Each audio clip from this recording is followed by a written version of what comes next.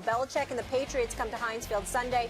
Then after a bye week, Pittsburgh has a big road matchup against the rival Ravens, and the week after, the 5-1 Cowboys pay a visit to the Steel City. So the Steelers are in first place in the AFC North at 4-2.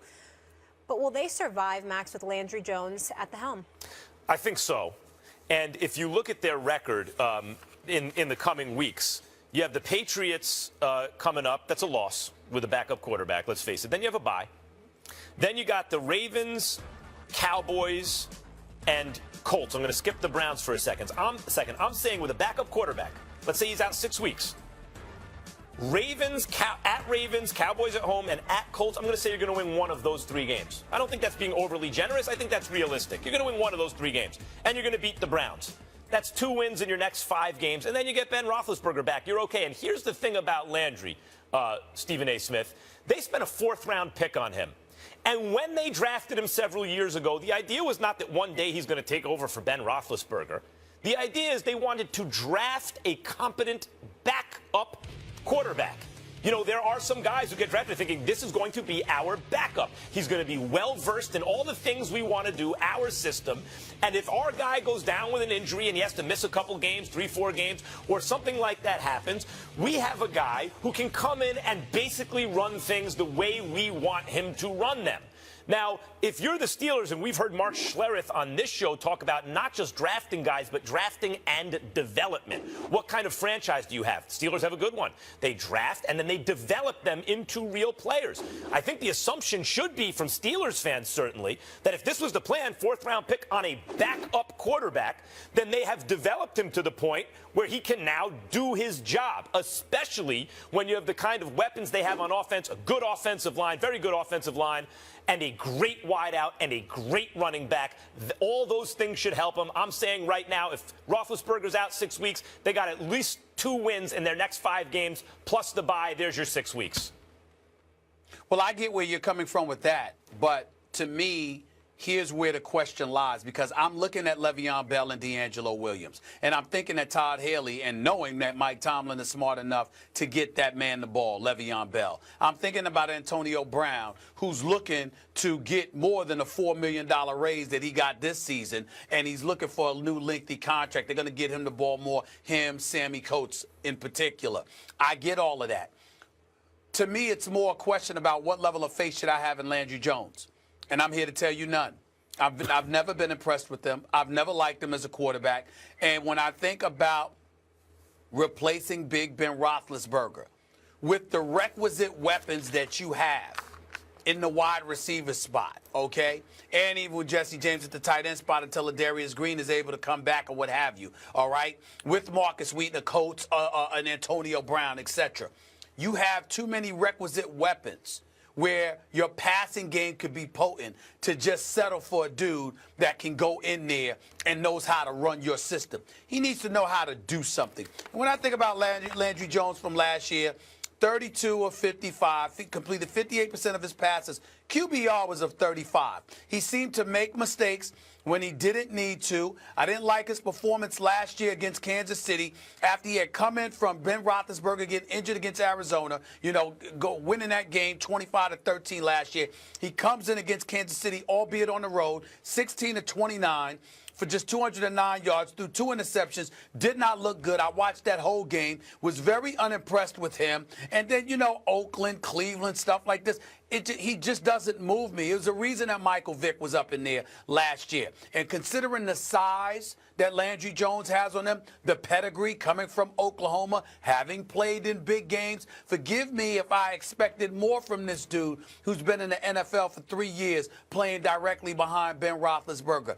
I'm not a believer in him. I'm not saying he can't get the job done. I'm saying if you ask me to take money out of my pocket and bet it on Landry Jones, I tell you to go kick rocks. I wouldn't buy it. I don't believe it. In college, that's just me based on what I've seen from him. In college, he got his shot because of an injury to Sam Bradford. And he was not Sam Bradford as a starter, but he was good enough, and he was inconsistent, but he was good enough to get drafted in the 4th round. For the Steelers, excellent organization to spend still a valuable draft pick. It's not a first or second round. He was no Dak Prescott. No, he was not. I'll tell you that much. No, for sure not. but that's why the Steelers didn't look at him as the quarterback of the future. They looked at him as a backup. If what you're arguing is that, look, he's no starting caliber championship quarterback, NFL caliber, I would agree with that. But that's not his role on the team. His role is this. If Roethlisberger gets hurt, can you come in and spell him? I'm sure they prefer it was 2 or 3 weeks to 4 to 6 weeks, but it is 4 to 6 weeks, and the question is, can he hold down the fort? And I don't think this is a Whedon on the Cowboys last year. I think you're doing better than that if you're the Steelers. And if you're not, if this 6-game sample, 4 to 6 week sample coming up shows that he's not, then the Steelers need to move on and find another backup quarterback. But if that's where he's not good enough to back up in the NFL? That's where I'm going. That's where I'm going. I'm saying to you, I don't like him as the backup. I wish they had another backup. That's what I'm trying to say. I don't like him as a backup at all. I have no faith in Landry Jones. I have none. I hope I'm wrong, because you know me, I'm diehard Steelers, baby, and I love me some Mike Tomlin and the crew. I don't believe in Landry Jones at all. I have no faith in him. To me, the only way the Steelers have a shot to win this game is if they run the ball 50 times. Because if it relies on Landry Jones throwing the football, I'm not confident in him at all. Well, I mean, I don't believe in him. I don't think that's what I'm saying. Have you seen him enough to say that? Okay, you're going to get to see him right now and make that determination. I saw him last year. I wasn't impressed. That's the only time he's really played. Yeah, and so if you're asking if I've seen him enough, I mean, I can only go by what I saw, which was last year, and I wasn't impressed. And he wasn't very impressive. But I'm here to tell you that you got 2 wins in your next 6 weeks out of 5 games. And for this Steelers team, that should be enough. That's holding down the fort more or less until Roethlisberger gets back. If you win 2 and lose 3, that puts you at 6-5. I don't like that. Well, I don't like you'd that. like to win every game. Not with these weapons. But this is the reality. Not with these weapons. I'm saying not with these weapons. Not with these weapons. You should, if you had a quality backup, you could win more than 2 games over the next 5, in my opinion. By the way, last year he threw a couple touchdowns to Martavis Bryant, who he doesn't have now. But he still does have Antonio Brown and Le'Veon Bell and an offensive line. If you have that, you should have enough to beat the Browns and maybe the Colts or the Cowboys or something like that. And he told everyone, Stephen A., don't panic. So don't panic, okay? Who? Who said that? Landry Jones. He told his team, don't panic. Landry Jones. Hold it. Landry Jones actually had the nerve to have a quote? Yeah, he's calm. Who gave him permission? Who gave him permission?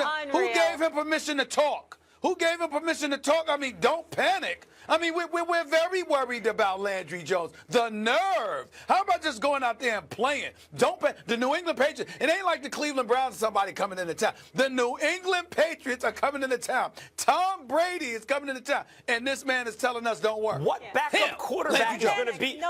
Which backup quarterback is going to beat Tom Brady and the Patriots? What backup quarterback in the league is doing that? I'm saying you may not know if you get the ball to other people. We know what Landry Jones is, I think. Let's see. I'll do that. But I'm just confessing I'm not very confident. I really am not. Not in him.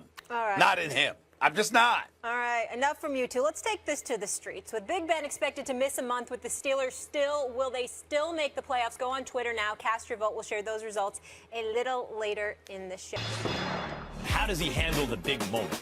You have to take everything into consideration. Why? For what? Come on, dude. He sued everybody. Yeah. Everybody. Now we have to watch what's actually happening. The USA. I'm good.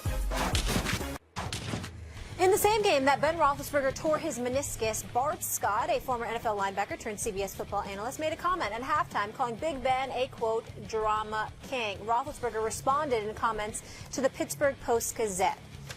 What did I do to deserve that? All I've ever done is keep playing and keep my mouth shut. You just have to shrug that stuff off.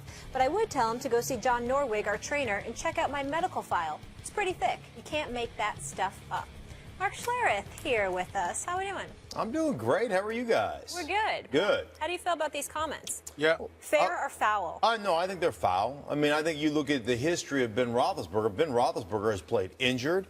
The one win that Landry Jones has when he's replaced Ben Roethlisberger, if you remember, he got hurt like in the fourth play of the game, and Ben Roethlisberger came back off the bench injured to play that game. I remember a game several years ago where Ben Roethlisberger had his nose broken against the Baltimore Ravens. You remember that? Where he has, and they're saying, no, there's nothing wrong here. His nose is on the side of his face. He looks like this. They're like, no, he's fine. It didn't break his nose. He actually breaks his nose, and he goes back in and plays that game. So there is, I mean, the guy has been hurt. There's no question about that he's been hurt. With that said, the guy has shown up. The guy has played. The guy has played injured. The guy has played through pain, all those things. Yeah, drama king. Drama king in the sense that he'll lead you on a fourth-quarter comeback. That's dramatic. Of course, and Roethlisberger, what is he, not a tough guy? Of course he's a tough guy. Right. We saw that from day one. But fair or foul, I don't even think it's really an issue of that. It's not correct, but is it foul? Look, Bart Scott, Baltimore Raven, period. You have to take it with a grain of salt. The really good franchises with real rivalries will train those players up in the culture of those rivalries and will make an imprint that lasts forever. Like if you talk to like Andy Pettitte today, he hates the Red Sox. That's the way you are brought up in the culture of that organization. Wisconsin and any one of those Big Ten rivalries, Michigan and Ohio State. That's the way it is. So when you have a former Baltimore Raven who's been through those battles commenting on the quarterback and it was his job to go get that guy, and that guy used to beat him in big games, and well, you got to take it with a grain of salt. Consider the source. Is it true? No, but it's a Baltimore Raven. Right. But that's why it's foul, because it's not true. Hold on. Go ahead, But not only is it not true, that's not only is it not true, that's not something that you take with a grain of salt, and here's why. First of all, I know Bart Scott. He's a friend. I respect the hell out of him. Let me put that out there just in the interest of full disclosure. But I respectfully disagree with him here because we're playing in a day and age where every excuse under the sun can be used for guys not playing. And here's a guy, Ben Roethlisberger, that last year when he missed 5 starts, it was the most starts he has missed in any season in his career. And we all know the bevy of injuries he's been subjected to. We've seen the hits that he has had to absorb. He's 34 years of age. He's never missed more than 5 games in a season, which was last year. Prior to that, it was 4 twice. 1 year, 3. That was about it. He's been Mr. Reliable despite the punishment that has been inflicted upon him. So if you are a Bart Scott and you look at today's NFL culture, it's not that it's a big deal. Don't get me wrong. It's not like he went out and called them something, far more incendiary or anything like that. So I want to put it in its proper perspective. But I also want to say that Bart Scott is a rough rider. He's one of those dudes. He's hardcore. He comes at things that way. That's the way he played to some degree. Correct me if I'm wrong, Slereth. So the point is, knowing that and knowing how the game has transformed and how relatively soft the game today is considered to be compared to what it once was. And to watch Ben Roethlisberger withstand the test of time all of these years just by showing up and being out there and absorbing punishment in ways that most other quarterbacks have not been able to. It was surprising to me that there wasn't a greater level of a respect and appreciation for the football player that Ben Roethlisberger has proven to be from somebody like Bart Scott, who is quick to point out how soft somebody is, and he's usually right when he says it. It's just surprising to me. No, it surprises me as well. And I understand your point about having that rivalry, but you also have to respect a guy that has done it as well as Ben Roethlisberger has done it, who has won championships and consistently carts himself out on the football field while he's injured. And a guy that has not been provided the protection that a lot of quarterbacks get provided in this day and age of the National Football League, because he is that big, he is that physical, and guys let him probably take, or officials let him take, more hits than the majority of guys. And there's several of those guys you can put in that list, guys like Ben Roethlisberger, guys like Cam Newton, that probably don't get the benefit of the doubt and take too many hits and still continuously go out there and play week in and week out. So those are the reasons. I understand the rivalry thing, and I understand, like, listen, man, me and the Raiders, I hate the Raiders with a white-hot intensity of 1,000 suns. It's just the way it is, right? I'm rooting for them to lose. But I still respect the guys who end up going out and playing on a week-to-week basis, and playing hurt especially is a badge of honor in this league, and he has done that. Therefore, I don't look at him as a drama king, if you will. I just think that comment's a little bit out of bounds. It was interesting that of all players, you think about Roethlisberger, who before he was even a great quarterback was a great football player. Like you always used to hear about that. Even if he had a bad playoff series, but then he makes a tackle in the open field in the playoffs because he's this tough football player that all the football types like. And for him to get that reputation, I think Stephen A. may be onto something. Maybe that has as much to do with the culture of protecting the quarterback and the kind of envy that can produce in other players as it does with the actual rivalry between the Steelers and the Ravens, although I think that plays into it. No quarterback extends the play better than Ben Roethlisberger. No, and I think there's a great point there that defensive players, have a certain disdain for the quarterback position because you do play in a red jersey. You're not allowed to hit those guys. And you want to talk about drama kings. I mean, there's a bunch of quarterbacks that are begging for flags every time. I mean, if you even look crossways at a quarterback, they're begging for a flag, and oftentimes they're getting it. I don't see Ben Roethlisberger doing that on a consistent basis. Let's also put into perspective the job that Bart Scott has now. He is a commentator. And you do have, and I don't want to speak out of turn, Slereth, you would know this better than me, but, I always try to reach out and help brothers in this industry, white, black, otherwise, they're my brothers. I always try to help anybody that wants to get in this business and wants to do well. Anything that I can do to help, I wouldn't hesitate, Bart Scott included. But I do find that you have some players that are highly reluctant to be overtly critical. And then you have some other players that want to be very successful in this business and don't hesitate to do so because they're trying to be successful in this business. And my whole point is just be real. Be real, true, and authentic to who you are. And if you're Bart Scott, I just find it very, very difficult to believe that when the word drama queen comes into the equation, Big Ben Roethlisberger is somebody you would be thinking about.